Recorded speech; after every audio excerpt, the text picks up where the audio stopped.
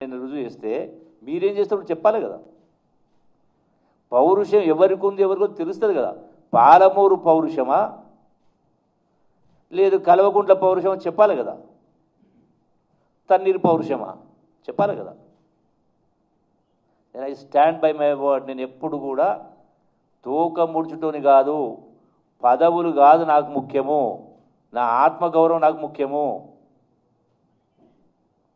ఏది పడితే అది రాసి ఏది పడితే అది మాట్లాడి చేస్తే నేను ఊకుండటానికి కాదు. డెఫినెట్గా నేను నా సవాలుకు నేను కట్టుబడి ఉన్నా.